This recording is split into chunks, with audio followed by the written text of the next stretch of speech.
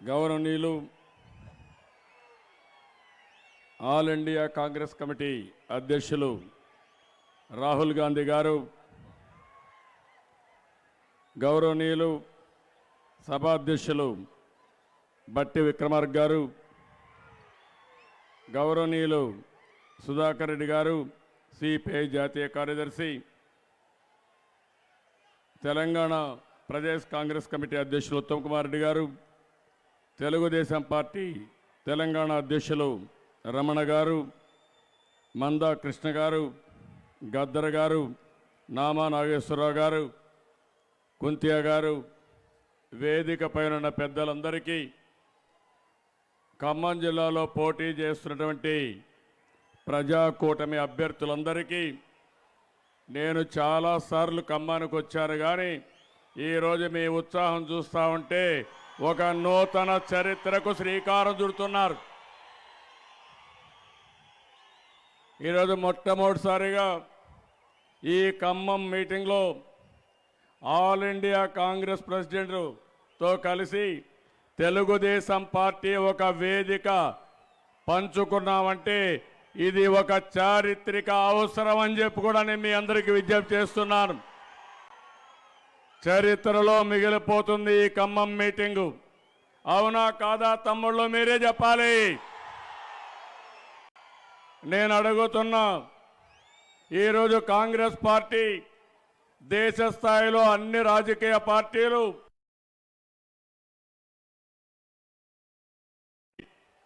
అందుకని ఈ యొక్క కూటమికి అందరం కలవాలనే ఉద్దేశంతోనే దానికి నాంది తెలంగాణ జిల్లాలో ప్రారంభించాం. ప్రజా కూటమితో ప్రారంభించాం. ఈ ప్రజా కూటమి అవసరం చాలా ఉందని చెప్పి కూడా నేను మీకు తెలియజేస్తున్నా. గెలిపించుకుంటామని గట్టిగా మీరందరూ కూడా ప్రతిజ్ఞ చేయాల్సిన అవసరం ఉంది. ఈరోజు ఒకసారి దేశం బాగుంటే మనందరం బాగుంటాం. దేశం బాగా లేకపోతే మనమందరం కూడా మనుగడ సాధించలేం. ఈరోజు దేశంలో ఒకసారి చూడండి, ప్రజాస్వామ్యం అపహాస్యం కాబడింది.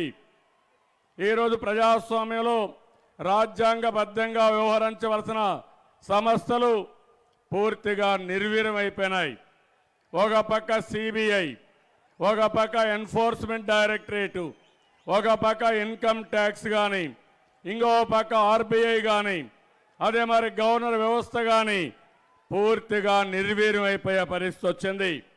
నేను అడుగుతున్నా మిమ్మల్ని అందరినీ, 4.5 సంవత్సరాల ఎన్డీఏ ప్రభుత్వం వల్ల మీకు లాభం వచ్చిందా అని మిమ్మల్ని అడుగుతున్నా.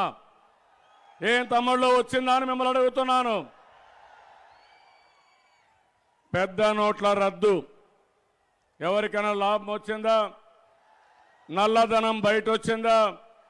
ఏటీఎంలో డబ్బులు దొరుకుతున్నాయా? బ్యాంకుల్లో కూడా కరెన్సీ ఉందా? దీనికి కారణం ఎవరు? ఎన్డీఏ. అవునా కాదా? ఎన్డీఏ అవునంటే గట్టిగా చప్పట్లు కొట్టి అవును అని గట్టిగా చెప్పాలి. జీఎస్టీ తీసుకొచ్చారు, అమలు సరిగా చేయలేదు. దీనివల్ల అనేక ఇబ్బందులు వచ్చాయి. గ్రోత్ బాగా తగ్గిపోయింది, రూపాయి విలువ పడిపోయింది. ఇంకో పక్క చూస్తే రైతులు, పేదవాళ్ళు ధరలు పెరిగిపోయి చాలా అవస్థపడే పరిస్థితికి వచ్చింది. ఇవన్నీ కూడా ఒక పద్ధతి ప్రకారం ఆలోచించకుండా, దేశ హితం కోసం కాకుండా స్వార్థం కోసం పనిచేసే పరిస్థితికి వచ్చారు. ఈరోజు దేశంలో చూడండి, అసహనం పెరిగింది. ముస్లిం సోదరుల పట్ల అసహనంతో ప్రవర్తించి అభద్రతాభావానికి గురి చేశారు. దళితులు అభద్రతాభావంతో ఉన్నారు. ఏదైతే త్రిబుల్ తలాక్ వచ్చింది, నేను ఆ రోజు చెప్పాను, త్రిబుల్ తలాక్ తీసుకొచ్చిన బాగానే ఉంది, కానీ ఏదైతే అమలు చేయలేదు, ఎవరైనా కానీ వైలేట్ చేస్తే వాళ్ళని ప్రత్యేకంగా అరెస్ట్ చేస్తామని చెప్పడం మంచి పద్ధతి కాదని ఆ రోజు చెప్పాం. ఇలాంటివి చాలా జరిగాయి. ఎవరైనా ప్రత్యర్థులు మాట్లాడితే వాళ్ళ పైన దాడులు పెరిగిపోయినాయి.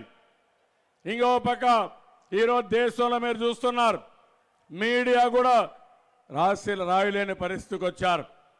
ఇది చూసిన తర్వాత నాకు అనిపించింది, అదే మరిగా రాహుల్ గాంధీ గారు సహకరించారు. ఈ దేశంలో బీజేపీకి వ్యతిరేకంగా, నేషనల్ ఎన్డీఏకి వ్యతిరేకంగా అన్ని రాజకీయ పార్టీలు కలవాల్సిన అవసరం ఉందని చెప్పి మరొకసారి మీ అందరికీ తెలియజేస్తున్నా. ఆ కలయికే ఇది ఒక చారిత్రక అవసరం. 37 సంవత్సరాలుగా తెలుగుదేశం పార్టీ, కాంగ్రెస్ పోరాడాం. ఈరోజు రెండు పార్టీలు కలిశామంటే ఈ దేశం కోసం గెలిచాం, ప్రజాస్వామ్యం కోసం గెలిచాం. అందుకనే మిమ్మల్ని అందరినీ విజ్ఞప్తి చేస్తున్నాను, ఈ ఖమ్మం జిల్లాలో 10 సీట్లకు 10 సీట్లు గెలిపించి ప్రజాకూటమికి తిరుగులేని మెజారిటీ గెలిపించాల్సిన అవసరం ఉంది. ఒక పక్కన జాతీయ స్థాయి రాజకీయాలు, ఇప్పుడే కొంతమంది మిత్రులు చెప్పారు, విభజన జరిగింది. ఈ రాష్ట్రంలో మీరందరూ నన్ను అభిమానించారు. 9.5 సంవత్సరాలు ముఖ్యమంత్రిగా, 10 సంవత్సరాలు అపోజిషన్ లీడర్గా సమైక్య ఆంధ్రప్రదేశ్లో ఎవరికీ దక్కని గౌరవం నాకు దక్కింది. నా జీవితంలో ఎప్పుడూ మరిచిపోలేను, మరిచిపోనని మరొకసారి విజ్ఞప్తి చేస్తున్నా. ఎన్టీ రామారావు గారు పెట్టిన పార్టీ తెలుగుదేశం పార్టీ, తెలుగు జాతి కోసం పెట్టిన పార్టీ తెలుగుదేశం పార్టీ. ఎప్పటికప్పుడు తెలుగు జాతి ఐక్యత కోసం, తెలుగు జాతి సాధికారత కోసం ఈ పార్టీ పనిచేస్తున్నాం. అదే సమయంలో విభజన జరిగినప్పుడు 2 రాష్ట్రాల్లో కూడా ఆవేశాలున్నాయి. నేను ఆ రోజు ఈరోజు ఒకటే చెప్పాను, విభజన జరిగినా విభజన జరగకపోయినా తెలుగు జాతి కలిసి ఉండాలని. దానికోసమే పనిచేశాను. ఆ రోజు కూడా చెప్పాను, సమన్యాయం అని చెప్పాను తప్ప ఏకపక్షంగా చేయమని ఎప్పుడూ నేను చెప్పలేదని చెప్పి కూడా నేను మీకు తెలియజేస్తున్నా. రాష్ట్రంలో, సమైక్య రాష్ట్రంలో అందరూ కూడా 2గా విడిపోయినా నేను ఒకే మాట చెప్పాను, తెలుగు జాతి ఎప్పటికైనా ఒకటిగా ఉండాలి, ఇద్దరిని కలపాలనే ఉద్దేశంతో ముందుకు పోయాం. విభజన జరిగిన తర్వాత విభజన చట్టంలో హామీలు ఉన్నాయి, ప్రత్యేక హోదా ఉంది. ఈ 2 కూడా అమలు చేయకుండా తెలంగాణలో